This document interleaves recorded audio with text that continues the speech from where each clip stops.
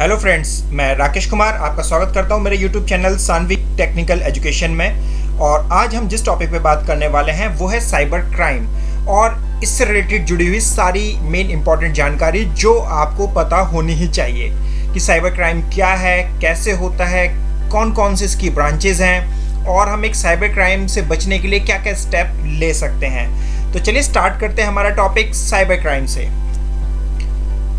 देखिए, cyber crime एक ऐसा क्राइम होता है जिसमें आपका कंप्यूटर या आपका स्मार्टफोन या इंटरनेट एनेबल्ड डिवाइस को एक इंस्ट्रूमेंट की तरीके से इस्तेमाल किया जाता है हैकिंग करने के लिए, फिशिंग करने के लिए, स्पैमिंग करने के लिए। और इसमें कोई भी ऑफेंस या क्राइम करने के लिए इंफॉर्मेशन की चोरी जैसे कि आइडेंटिटी थेफ्ट करना यानी जानकारी चुराना, किसी के साथ ऑनलाइन फ्रॉड करना, चाइल्ड पोर्नोग्राफी के लिए, हेट क्राइम्स आदि के लिए हम कंप्यूटर या स्मार्टफोन का इस्तेमाल करते हैं और ये आपका साइबर क्राइम या इंटरनेट क्राइम की कैटेगरी के अंदर आता है। इस साइबर क्राइम को जो अंजाम देते हैं उन्हें साइबर क्रिमिनल्स कहा जाता है। साइबर क्रिमिनल्स कंप्यूटर और इंटरनेट टेक्नोलॉजी का इस्तेमाल करते हैं personal information, business trade secrets आदि को एक्सेस करने के लिए और साथ ही ये इंटरनेट का भी खतरनाक इस्तेमाल करते हैं। कई मेलिशियस काम करने के लिए इसका इस्तेमाल किया जाता है।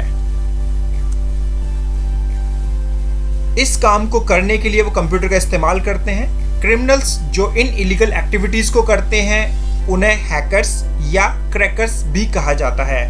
साइबर क्राइम को बहुत लोग कंप्यूटर क्राइम भी कहते हैं, इंटरनेट क्राइम भी कहते हैं, यानी ये इनके सिनोनिम्स कह सकते हैं आपकी। Internet crime, cyber crime, computer crime, ये तीनों एक ही चीज़ है, ठीक है।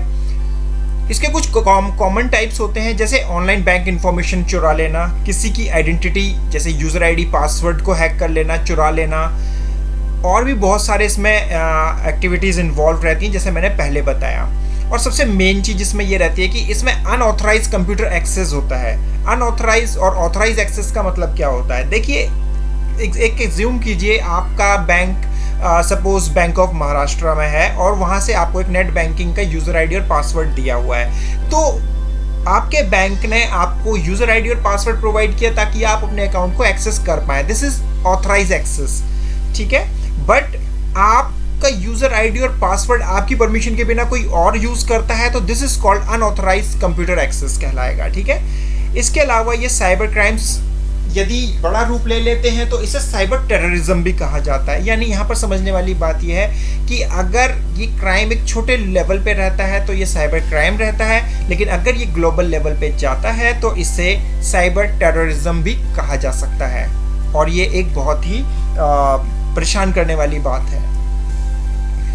अब हम बात करेंगे कि साइबर अपराध के प्रकार क्या हैं, काइंड्स, टाइप्स क्या होते हैं। तो सबसे पहले हम इसमें बात करेंगे हैकिंग। ऑलमोस्ट आप सभी लोग इससे अवेयर होंगे कि हैकिंग क्या होती है। इस प्रकार के क्राइम में हैकर्स अक्सर रिस्ट्रिक्टेड एरिया में घुसकर दूसरों की पर्सनल और सेंसिटिव इंफॉर्मेशन को एक्सेस कर लेते हैं उनकी परमिशन के बिना। ये रिस्ट्रिक्टेड एरिया किसी भी पर्सनल कंप्यूटर हो सकता है या किसी का भी एक ऑनलाइन अकाउंट हो सकता है। सिंपली हैकिंग कहलाता है। थेफ्ट मतलब चोरी कर लेना।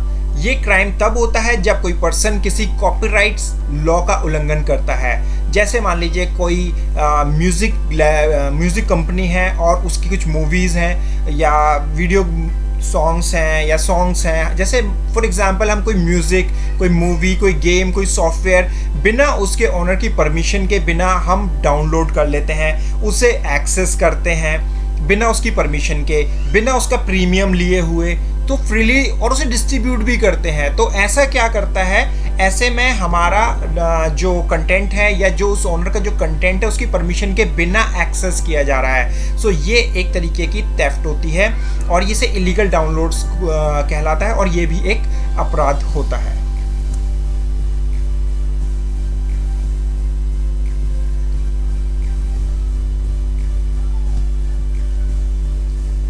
साइबर स्टॉकिंग ये एक प्रकार का साइबर क्राइम होता है जिसमें कि विक्टिम्स को ऑनलाइन हरास किया जाता है, परेशान किया जाता है, तंग किया जाता है किसी स्टॉकर के द्वारा। ये प्राय सोशल मीडिया में ज़्यादा देखने को मिलता है जिसमें कि ये स्टॉकर ऑनलाइन मैसेजेस और ईमेल के द्वारा विक्टिम्स को परेशान करते हैं।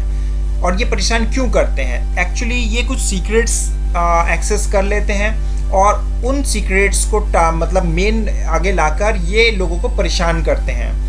इसमें से स्टॉकर्स अक्सर छोटे बच्चों को अपना शिकार बनाते हैं, 18 से 24-25 साल तक के या इससे भी छोटी एज से बच्चों। जो देखिए, आप सभी लोग जानते हैं कि आज की डेट में 10-12 साल के बच्चे के पास इंटरनेट वाला फ़ोन आ जाता है या लैपटॉप या इंटरनेट मिल जाता है, तो वो इन्वॉल्व हो जाता है आपके सोशल मीडिया पर उनको उसकी जो प्राइवेसी है उसके बारे में ज़्यादा जानकारी नहीं होती है, इंटरनेट की भी ज़्यादा समझ नहीं होती है। तो ऐसे पर्सन या ऐसे बच्चे कुछ ज़्यादा ही ओपन हो जाते हैं जितना उनको ओपन नहीं भी होना चाहिए, और इस चीज़ का फ़ायदा आपके स्टॉकर्स वगैरह उठाते हैं। वो पर्सनल इन्फॉर्मेशन ले लेते हैं, physical address, photo, personal information ले लिया, फिर उसे ब्लैकमेलिंग करना। और यहाँ पर ये बहुत ही ज़्यादा प्रॉब्लम क्रिएट कर जाता है, क्योंकि इसमें बच्चे अक्सर कुछ अपने पेरेंट्स के साथ शेयर भी नहीं कर सकते हैं। तो ये भी एक तरीके का साइबर स्टॉकिंग भी एक तरीके का साइबर क्राइम ही होता है।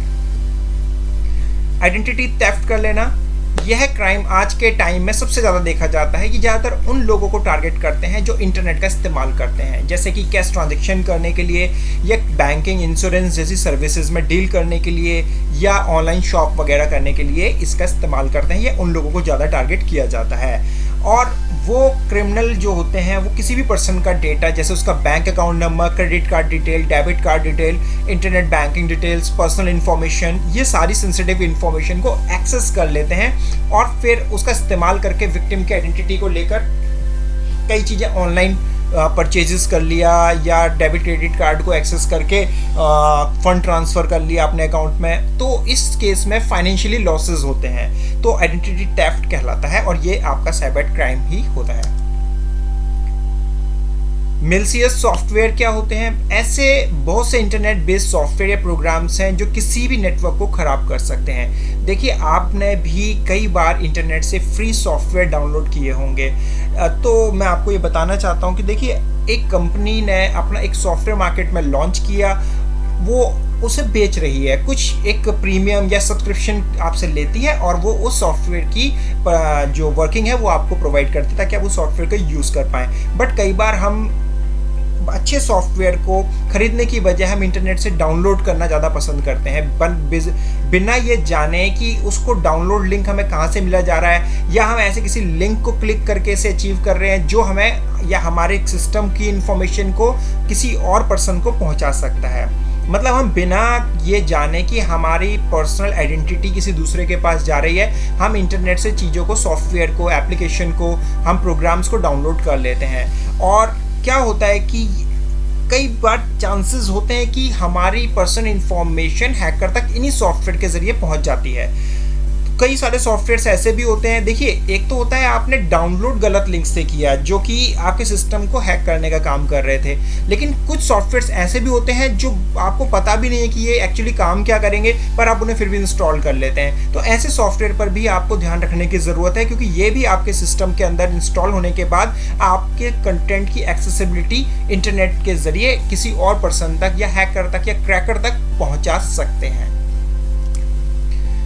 अब बात करते हैं चाइल्ड पोर्नोग्राफी एंड अब्यूज़। इस प्रकार के क्राइम में क्रिमिनल्स ज़्यादातर चैट रूम्स का इस्तेमाल करते हैं और खुद के आइडेंटिटी को हाइड रखते हैं, माइनर के साथ बातचीत करते हैं। ज़रूरी नहीं है यहाँ पर माइनर्स ही होते हैं, बड़े लोगों के साथ भी ये इवेंट हो जाते हैं, इंसिडेंट्स हो जाते हैं। छोटे बच्चों को या माइनर को ज़्यादा समझ होती नहीं है, जिसके चलते वो इन बच्चों को अब्यूज़ करते हैं, उन्हें डराते धमकाते हैं और साथ में पोर्नोग्राफी के लिए बाध्य भी करते हैं। ऐसे धमकी से डरकर बच्चे अपने से बड़ों से कुछ कह नहीं पाते हैं और एब्यूजर्स का शिकार बन जाते हैं। बहुत से देश के गवर्नमेंट इस दिशा में काम कर रहे हैं और काफ़ी हद तक इसमें सक्सेसफुल भी हो गए हैं।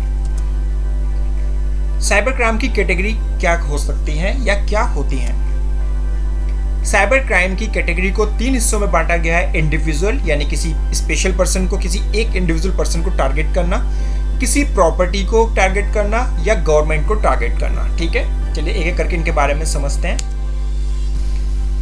इंडिविजुअल, इस प्रकार के साइबर क्राइम में ये कई फॉर्म्स ले सकता है, जैसे कि साइबर स्टॉकिंग करना, पोर्नोग्राफी डिस्ट्रीब्यूट करना, ट्रैफिकिंग करना और ग्रूमिंग। अभी के बारे में बात करें तब से बहुत लॉ एनफोर्समेंट एजेंसीज इस कैटेगरी के साइबर क्राइम को बहुत सीरियसली ले रहे हैं और बहुत से अलग अलग इंस्टीट्यूशन के साथ ज्वाइन होकर इंटरनेशनली कई अपराधियों को अरेस्ट करने में सफल भी हो रहे हैं। यहाँ पर समझने वाली बात यह है कि इस केस के अंदर किसी इंडिविजुअल को टारगेट किया जाता है और उससे कुछ भी कराया जा सकता है, उसका अकाउंट लिया जा सकता है, उसे स्टॉक किया जा सकता है, बहुत सारी चीज़ें की जा सकती हैं। यहाँ पर टारगेट केवल एक इंडिविजुअल को किया जाता है या एक छोटे लेवल पे से किया जाता है।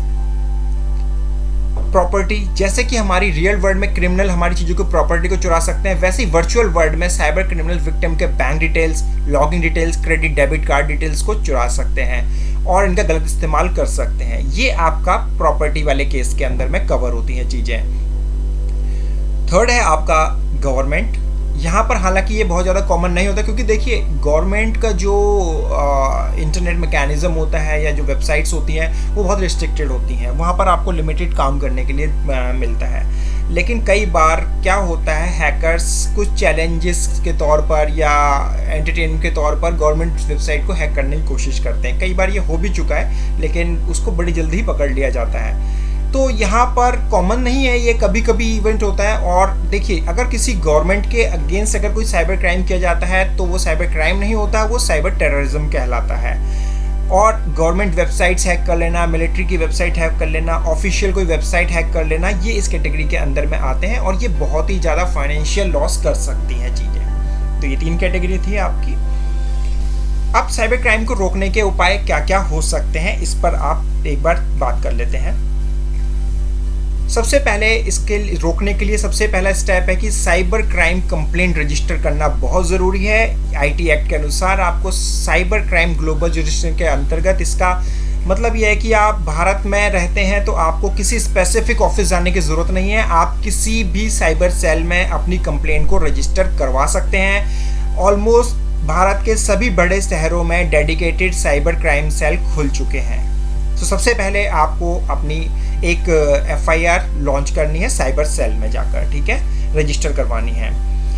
जब आप कोई साइबर क्राइम कंप्लेंट फाइल करते हैं तो आपसे कॉन्टैक्ट डिटेल्स, मेलिंग एड्रेस देना पड़ता है। इसके बाद आपको रिटन कंप्लेंट भी एड्रेस करना होता है, जो होगी उस head of the cyber crime cell को, ठीक है।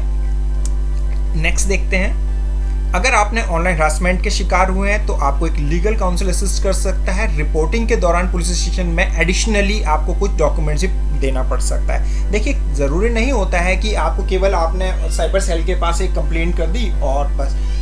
डिपेंड करता है कि आप किस तरीके के शिकार हुए हैं। हो सकता है आपको साइबर सेल में रजिस्टर करने के बाद, कंप्लेंट रजिस्टर करने के बाद कुछ एडिशनल डॉक्यूमेंट्स आपके लोकल पुलिस स्टेशन में भी सबमिट करने होंगे। ये डिपेंड करता है कि आपके साथ किस तरीके का क्राइम हुआ है। एक साइबर कंप्लेंट एफआईआर को कैसे रजिस्टर किया जा सकता है, आपके शहर में सबसे पहले ये चेक कर लीजिए कि साइबर सेल है या नहीं है, तब आप एक फर्स्ट एफआईआर भी किसी लोकल पुलिस स्टेशन में दर्ज करा सकते हैं। मतलब देखिए, अगर आपकी साइबर सेल नहीं है तो कोई बात नहीं, आप अपने लोकल पुलिस स्टेशन में जाकर एक एफआईआर लॉन्च कर दीजिए। अगर आपकी कंप्लेंट को एक्सेप्ट नहीं किया जाता है तो आप कमिश्नर, एसीपी, डीसीपी, कमिश्नर और फिर आप अप्रोच कर सकते हैं। अगर नहीं वहाँ कुछ सॉल्यूशन निकलता है तो आप जुडिशियल मजिस्ट्रेट को भी जाकर रिपोर्ट कर सकते हैं। कुछ cyber crime offences Indian penal code के अंतर्गत भी आते हैं। देखिए, ज़रूरी नहीं है कि हर बार केवल आपका साइबर लॉ के अंदर ही ट्रीटमेंट किया जाएगा आपके साथ हुई घटना के लिए। कई बार हमारे इंडियन पेनल कोड के अंतर्गत भी इसका सॉल्यूशन किया जाता है, तो ये भी आपको पता करना पड़ेगा at the time of registering the your complaint. ज़्यादातर साइबर क्राइम्स जिन्हें इंडियन पेनल कोड कवर करता है उन्हें क्लासीफाई किया जाता है, अलग अलग किया जाता है। कॉग्नाइजेबल ऑफेंसेस के तौर पर एक कॉग्नाइजेबल ऑफेंस वह क्राइम होता है जिसमें कोई भी वारंट की ज़रूरत नहीं होती है किसी को अरेस्ट या इन्वेस्टिगेट करने के लिए। ऐसे केस में पुलिस ऑफिसर को फोर्सफुली 0 एफआईआर रिकॉर्ड करनी पड़ती है। उस कंप्लेंट के लिए वो आगे फॉरवर्ड करेंगे उस पुलिस स्टेशन को जहां ऑफेंसिव एक्चुअली में हुआ है। 0 एफआईआर अगर आप रजिस्टर करा सकते हैं तो ये सबसे ज़्यादा रिलैक्सेशन होता है, क्योंकि 0 एफआईआर होने पर आपके कंप्लेंट पर तुरंत एक्शन लिया जाता है बिना कोई टाइम वेस्ट किए हुए। तो और हाँ, यहाँ पर एक मैं बताना चाहूँगा आपको कि साइबर क्राइम इन्वेस्टिगेशन सेल की हेड ऑफिस दिल्ली में है और इसका जो एड्रेस है वो मैं यहाँ पे आपको मेंशन कर रहा हूँ। Superintendent of police cyber crime investigation cell, central bureau of investigation, 5th floor, block number 3, Lodhi road, new Delhi 110003। वहाँ का फ़ोन नंबर भी आपको दिया हुआ है 01124361271। सो आज के टॉपिक में मैंने आपको साइबर क्राइम से related most of informations provide कराई हैं और आई होप कि ये सारी चीज़ें आपको समझ में आ गई होंगी और आपको इंटरेस्ट भी आया होगा इसको सुनने में और समझने में।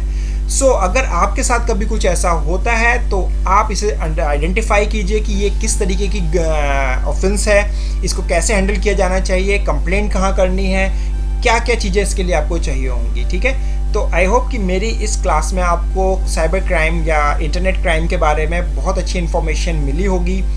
अगर फिर भी आपको कोई डाउट है तो प्लीज़ मुझे कमेंट में मार्क कीजिए, मैं उसका सॉल्यूशन आपको ज़रूर बताऊंगा।